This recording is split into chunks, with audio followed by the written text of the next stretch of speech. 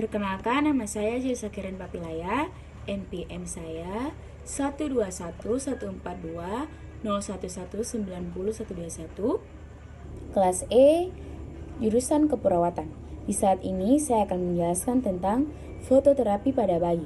Dimulai dari definisi atau pengertian, fototerapi atau terapi dengan menggunakan sinar ultraviolet merupakan perawatan untuk menurunkan kadar bilirubin yang tinggi pada bayi yang mengalami jaundice atau bayi kuning. Jaundice adalah keadaan di mana bayi lahir terlihat kuning pada kulit dan bagian putih mata atau sklera. Kondisi ini rentan dialami oleh bayi-bayi yang lahir dengan keadaan prematur. Pada perawatan fototerapi, bayi akan dibaringkan di dalam box atau inkubator yang diberi sinar lampu ultraviolet. Sinar ultraviolet ini akan diserap pada kulit bayi. Selama proses ini, bilirubin di dalam tubuh bayi akan diubah menjadi bentuk lain yang bisa lebih mudah diekskresikan dalam tinja atau air kencing. Selanjutnya kita masuk ke indikasi dan kontraindikasi. Yang pertama, indikasi penggunaan fototerapi biasanya diberikan pada neonatus dengan kadar bilirubin indirect lebih dari 10 mg untuk bayi A-term dan kadar bilirubin indirect lebih dari 13 mg untuk bayi prematur. Yang kedua, kontraindikasi. Kontraindikasi fototerapi adalah pada kondisi di mana terjadi peningkatan kadar bilirubin direct yang disebabkan oleh penyakit hati atau obstruktif jaundice. Selanjutnya kita masuk ke SOP atau Standar Operational Prosedur Fototerapi pada bayi. Dengan tujuan, fototerapi bertujuan untuk menurunkan konsentrasi bilirubin. Perawatan bayi dengan fototerapi bertujuan untuk memastikan bahwa fototerapi berjalan dengan baik sehingga memperoleh hasil yang maksimal.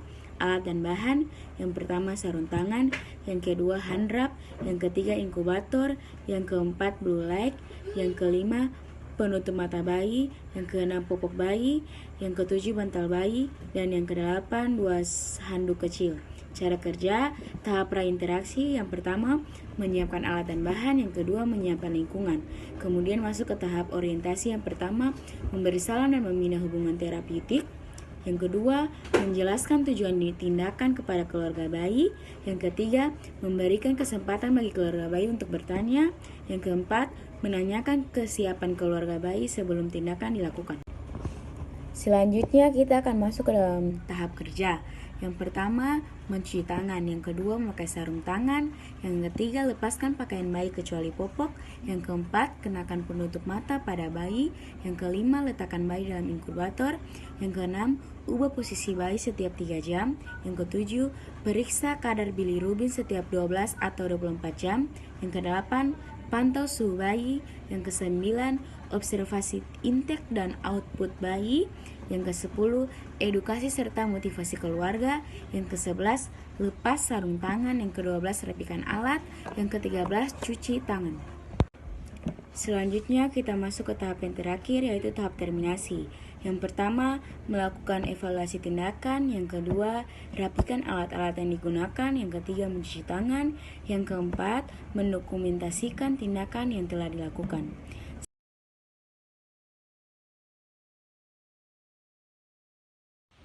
Di saat ini saya akan menjelaskan tentang salah satu jurnal yang saya angkat dengan judul Pengaruh Fototerapi Terhadap Ikterik Bayi Baru Lahir di RSUD Muwardi, Surakarta.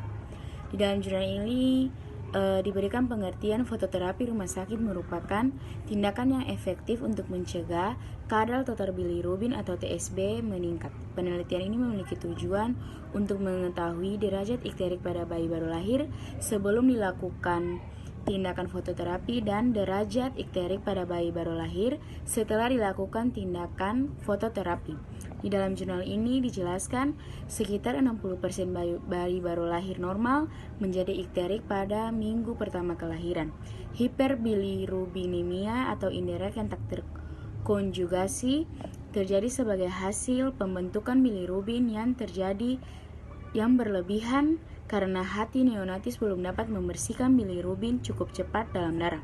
Di dalam jurnal ini juga menjelaskan pengertian Icterus neonatorum, yaitu kondisi umum di antara neonatus disebabkan oleh kombinasi heme meningkat dan ketidakdewasaan fisiologis hati dalam konjungsi dan ekskresi bilirubin. Icterus neonatorum dibagi menjadi dua, yaitu pertama icterus fisiologis dan icterus non-fisiologis. Di dalam jurnal ini dijelaskan juga tentang pemeriksaan fisik yang dilakukan untuk menentukan ada tidaknya icterus pada bayi baru lahir secara klinis dan sederhana dan mudah dengan penilaian visual menurut Kremer. Caranya adalah dengan menekankan jari telunjuk pada tempat-tempat yang tulangnya menonjol seperti tulang hidung, tulang dada, lutut, dan sebagainya. Tempat yang ditekan-tekan itu akan tampak pucat dan kuning. Metode penelitian yang digunakan dalam jurnal ini adalah metode pre-eksperimental dengan menggunakan pendekatan dan rancangan penelitian One Group Pre-Test Post-Test Design. Lokasi dan waktu penelitian dilakukan di kamar bayi risiko tinggi atau KBRT RSUD Dr. Muwardi Surakarta. Kesimpulan yang dapat diambil dari jurnal tersebut adalah terjadi penurunan derajat ikterik pada bayi baru lahir dengan jam atau waktu yang berbeda pada setiap sampelnya. Terima kasih, kiranya video ini bermanfaat bagi teman-teman dan ibu yang menonton.